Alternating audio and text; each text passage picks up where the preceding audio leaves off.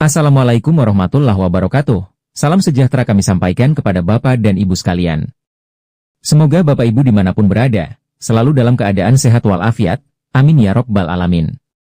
Nah, baik Bapak dan Ibu, untuk lebih lanjut, mari kita simak dan cermati bersama ulasan dalam video berita ini hingga akhir, agar supaya Bapak dan Ibu dapat memperoleh informasi atau berita secara lengkap dan tidak gagal paham.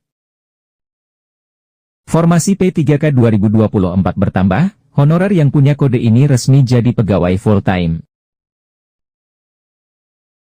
Seperti diketahui, pemerintah akhirnya memberikan kabar gembira bagi tenaga honorer di seluruh Indonesia.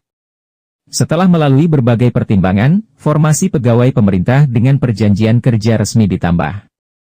Tenaga honorer dengan kode R2 dan R3 kini masuk dalam skema pengangkatan full-time.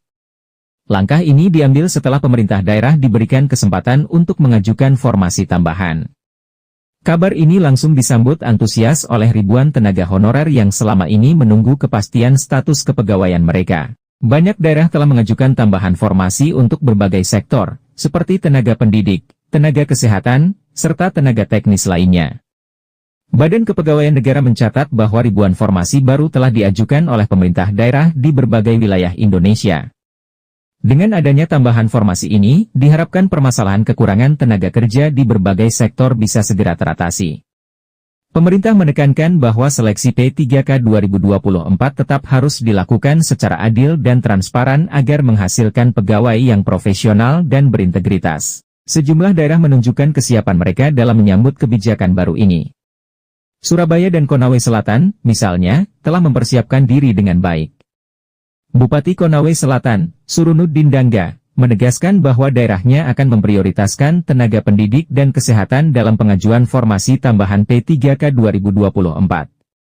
Sementara itu Menteri Dalam Negeri, Tito Karnavian, menyoroti lambannya pengajuan formasi tambahan oleh beberapa daerah. Beliau mengingatkan bahwa jika pemerintah daerah tidak segera bertindak, proses pengangkatan P3K 2024 bisa terhambat, yang pada akhirnya akan merugikan tenaga honorer yang telah lama menunggu. Penambahan formasi P3K ini menjadi angin segar bagi tenaga honorer yang selama ini bekerja dengan gaji minim dan tanpa kepastian status. Meskipun masih ada tantangan dalam implementasinya, langkah ini menunjukkan komitmen pemerintah dalam memberikan kepastian bagi tenaga honorer serta meningkatkan kualitas pelayanan publik di Indonesia. Untuk mengetahui update berita terbaru terkait tenaga honorer, jangan lupa untuk terus ikuti perkembangannya dalam channel ini, dengan cara, tekan tombol subscribe. Demikian informasi atau berita singkat yang dapat kami sampaikan, semoga bermanfaat buat Bapak Ibu sekalian, sampai jumpa.